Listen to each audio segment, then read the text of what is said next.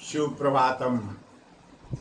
आज मैं 10वीं कक्षा के अंतर्गत संधि का अभ्यास कार्य कराने जा रहा हूँ। मैं विनय शंकर शर्मा ये संधि के विषय में बताना चाहता हूँ। संधि संधि जो है, इसका सूत्र आता है परसन्निकर्ष संहिता,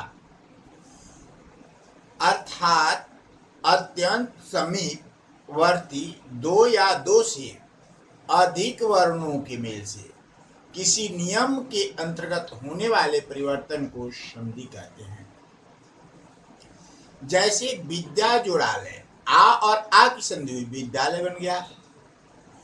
तत् जोड़ सख्यम, तो त का च हो जाता है और त्राव्य स का छ हो जाता है, तो तत् च छक्यम।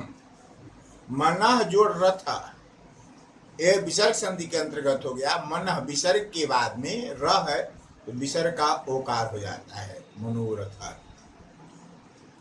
अब संधि तीन प्रकार के होते हैं।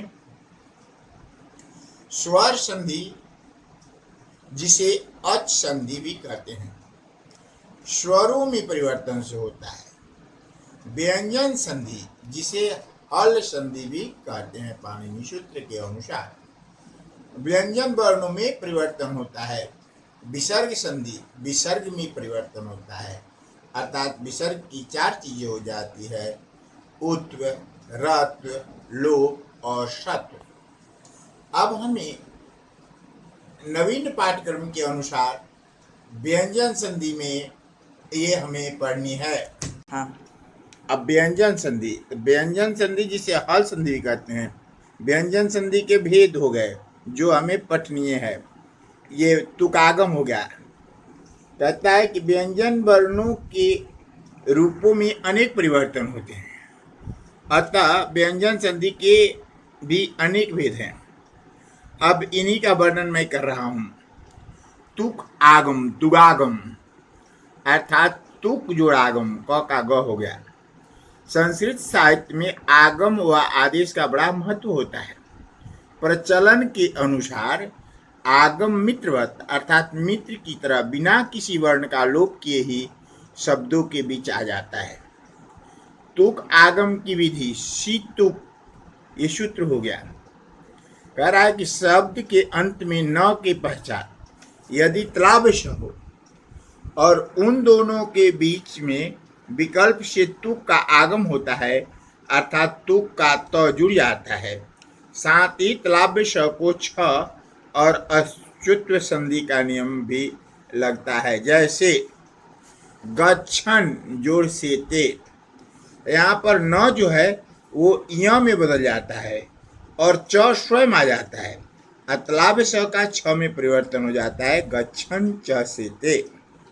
अब दूसरा उदाहरण है तिष्ठन जोड़ से ते, ये न है य में बदल जाएगा और च स्वयं आ जाएगा और श की जगह पर, तलाव्य श की जगह पर छ हो जाता है, तिष्ठन च छेते।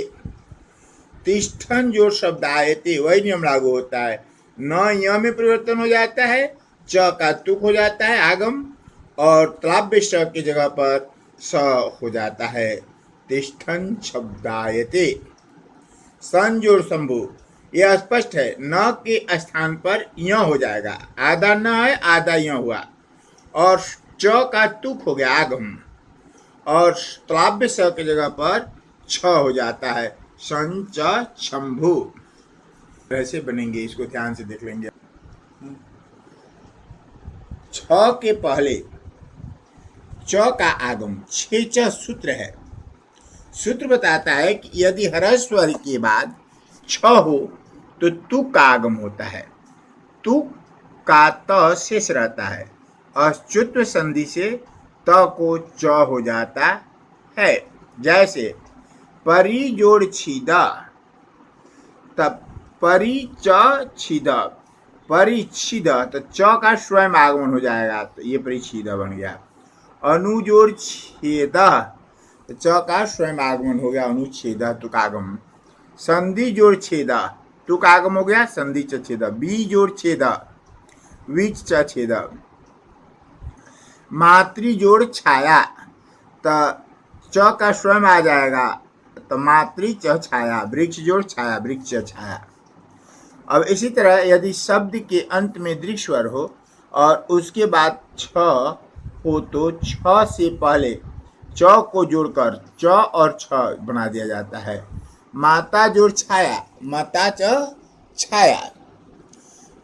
हरिम जोड़ बंदे, अब ये हो गया मोह अनुस्वार सूत्र। मोह अनुस्वार सूत्र बताता है कि म का अनुस्वार हो जाता है जब यदि शब्द के अंत में म आए और उसके बाद कोई भी व्यंजन वर्ण आए तो म का अनुस्वार हो जाता है। जैसे हरिम जोड़ बंदे, यहाँ पर म के बाद व्यंजन वर्ण आया तो म का अनुस्वार कर दिया गया। ग्रामम जोड़ याति, म का अनुस्वार हो गया। कार्यम जोड़ करोति, म का अनुस्वार हो गया, कार्यम करोति। कर्णम जोड़ वदति, कर्णम वदति। पत्रम जोड़ लिखति, तो म के बाद व्यंजन वर्ण है तो अनुस्वार हो गया। भोजनम जोड़ खादति, भोजनम खादति। देवालयम जोड़ गच्छति, तो ग है, म का अनुस्वार कर दिया गया। इस तरह से हम अभ्यास कार्य करेंगे। आगे देखते हैं जसत्व संधि। इसका सूत्र आता है झलाम जसो अंते। तो इसमें है यदि पद के अंत में वर्गों के प्रथम अक्षर स्थित हो और उसके बाद कोई भी स्वर या किसी भी वर्ग का तीसरा, चौथा या पांचवा वर्ण हो या य र ल व में से कोई वर्ण हो तो वर्ग का प्रथम वर्ण उसी वर्ण का तीसरा वर्ण हो जाता है। जैसे पृथक जोड़ उच्यते तो पृथक उच्यते। अच जोड़ अंत अजंत। सम्राट जोड़ गायत्री, तो ट ड में बदल गया सम्राट। स्वराट गायत्री, स्वराट जोड़ गायत्री, तो ट ड में बदल गया। दूरात जोड़ आगच्छत, तो दूरादागच्छत। अप जोड़ ज, तो प है तो ब में बदल गया अब ज। वाक जोड़ी स, वागी स। अच जोड़ आदि, आजादी। पाठा जोड़ दृश्यते, तो द है और उसके बाद में व्यंजन वर्ण है तो आधा द हुआ। सुप जोड़ अंत, सुबंत। वाक जोड़ जालम, तो वाक जोड़ जालम, वाक के बाद क के बाद में ज है तो आधा ग होगा। यदि व्यंजन बन रहे तो उसका आधा होता है और स्वर बन रहे तो जो मात्रा रहेगी उसके अनुसार होता है। जैसे जगत जोड़ ईश, जगदीश। अब देख लेंगे प्रथम वर्ण का पंचम वर्ण में परिवर्तन। यदि वर्ग के बाद किसी भी वर्ग का पंचम वर्ण हो तो प्रथम वर्ण उसी वर्ग का पांचवा वर्ण हो जाता है। जैसे सट जोड़ नवती, शर्णवती हो गया। यहाँ पर आया है री र स आए तो न का अड़ हो जाता है, तो ये स त्राव स के कारण टवर्गी न में बदल गया। सत जोड़ नाम सन्नाम, ये स दंत स है तो तवर्गी न में बदल गया। तत् जोड़ नमति, तन्नमति। सत जोड़ मति, सन्मति। अब यहाँ ध्यातव्य है वाक जोड़ मयम, क के बाद म है तो ये इसके क का पांचवा वर्ण अंग में बदल जाता है। स्वप जोड़ मयम, स्वमयम। सट जोड़ नाम तो षण्णाम। इस तरह से आगे अभ्यास कार्य कराया जाएगा। तावत से संधि का अभ्यास कार्य बनाना है और बना करके इसको अच्छी तरह ध्यान से देखेंगे ताकि कोई प्रॉब्लम न रहे। तावत शुभ मंगलम की वार्ता।